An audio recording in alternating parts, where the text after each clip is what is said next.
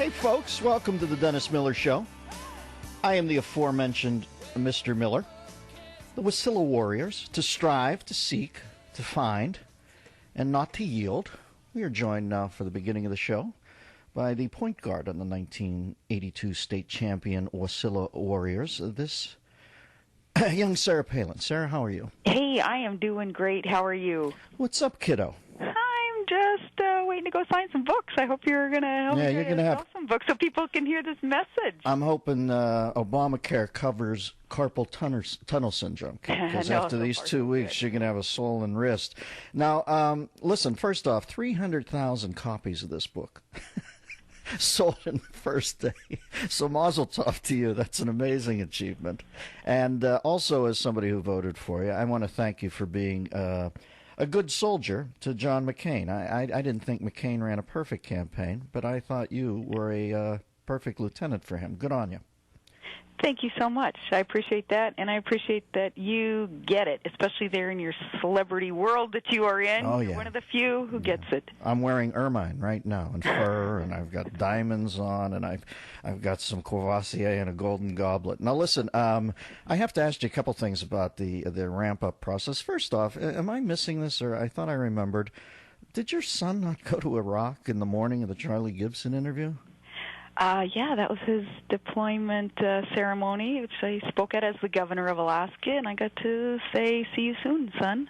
That boggles my mind that the McCain people would not, and I shouldn't say McCain people because I don't know that John makes these decisions. God, he had enough balls in the air to begin with, but whoever was fronting that campaign, that boggles my mind that they can't see how superseded the job of governor or vice president is by the job of mother whose son's going into a war zone. So the Charlie Gibson one, God, I can't believe they put you in the crosshairs of that scope. Now, I want to speak for most of America here when I tell you, as far as the interview with Princess Chipmunkia went, she was laying in the weeds for you there, and in a world where Barack Obama can come out and say he's for inclusion and against gay marriage, and nobody even queries him on that. The fact that they wanted to get your newspapers and Supreme Court cases, I was offended. Did you get a vibe from her that it was a gotcha interview? Well, of course, it absolutely was. You know, though, Dennis, and maybe you can shed some insight for me. You can let me know what you think about this. Why, though, in the aftermath of that stupid interview, was it kind of portrayed as the be-all, end-all of the definition of who I am and what my record was and what Alaska's all about? Why was that spun into the defining moment? Well, because, let me put it this way, Sarah. Right before we went on today, I heard a quote from Obama telling CNN, and it was a pretty extrapolated quote, how he would not read the book. But all the stuff around that was the right stuff that he said. He said, well, she's got a constituency, and she's going to do very well with this book, and I probably won't read the book, but then again, I don't have time to. Now, I was thinking of running the thing that just said, he said, no, I probably won't read Sarah Palin's book. And the human part of me said, no, you can't do that to the guy. That's not what he said. But they don't have that human side, baby. Katie Couric was out in the weeds. She still is rating-wise, but as far as authority speaking-wise, she couldn't have been further out in the weeds. Everybody was saying, wait a second, who is this person who's taken over this important mantle? She had to take you out for street cred. It's just that simple. Well, hopefully, you know, there are sections in the book that allow the transcript of parts of that interview to speak for themselves so that people can see, too. There was a lot of substance in there. There were hours of tape shot and only those minutes shown to the American public. And, you know, we're not going to underestimate the wisdom of the people. I think the majority of the people are wise enough to know, of course, they have an agenda. And, of course, once someone's shackles are loosed and they have this freedom and liberty that is so gutturally, instinctively desired of all of us, even in an interview. Of course, once those shackles are gone and I get to say what I want to say, minus the filter of the lamestream media, right on, you're going to hear the message. How's about this? Make lemonade out of lemons. In the future, in the future, you should just say, I read all newspapers, and then always take a pause and say, except the New York Times. Except you have to always stress that. If you were to get the presidency one day, that's where your hay is to be made. Always take the pause and say, except the New York Times. People will eat that up. Now, I can't tell you, Sarah, we have Ted Nugent on here periodically, and your speech patterns are the same. And I know you both are hunting aficionados and stuff like that. It's funny to me. There's a common sensibility there. There's a common sense about Ted.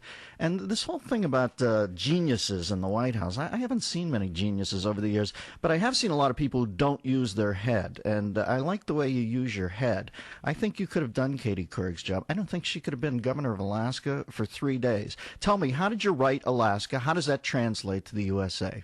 Oh, first, I have to do my shout out to Ted Nugent. I love him. He is so he's an Alaskan brother, and we have a great relationship. Oh, you know Teddy. Good. Yeah. Oh, yeah. Guys, you're very similar when you talk to you.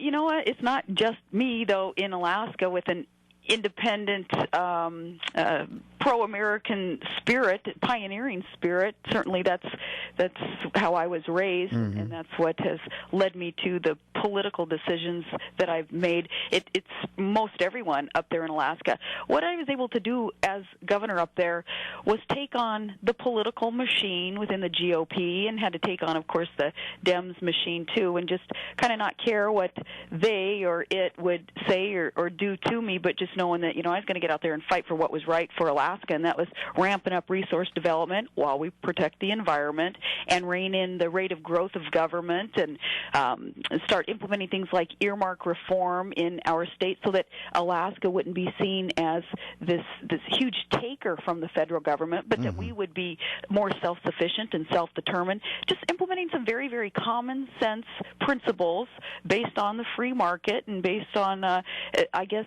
Dennis, the way that we would run a small business or the way that we would budget for our own families, trying to run the government that way. It was quite successful, and things were really, really good up there until I came off the campaign trail after the McCain experience, and then things weren't so good after that. Yeah, that leads me to the one thing, and I got to get my head around this and figure this all out, and I wanted to hear it from the horse's mouth. You don't even know if you're running, but if you do, I'm intrigued, and I think I might vote, but I have to know, why'd you quit the job?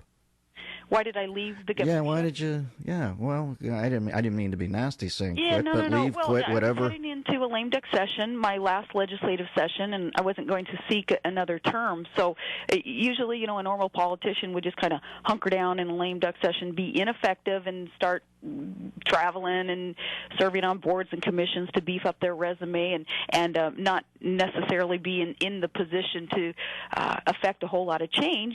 It's just typical of a lame duck session, and I'm not wired to do that. We had accomplished the goals that we had set out with ethics reform, reining in that rate of growth of our state government, gas line progress, and ramping up petroleum developments up in Alaska. We had met those goals, and then when I came off the campaign trail, I was hit with all these bogus ethics violation charges and lawsuits and all those things that were costing my state, my administration, millions of dollars, thousands of staff hours to fight.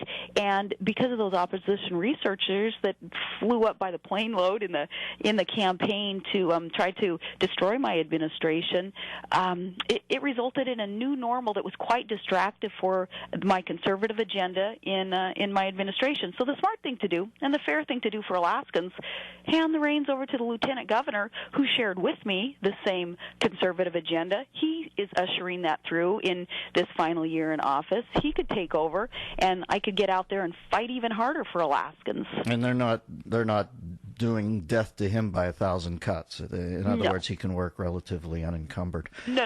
That trying to put him on a path of personal destruction and bankruptcy. We're not seeing that, thank God, because it's such a flippin' waste. And this is why people hate politics and why they're not real enamored with politicians, because of the games that are played like this.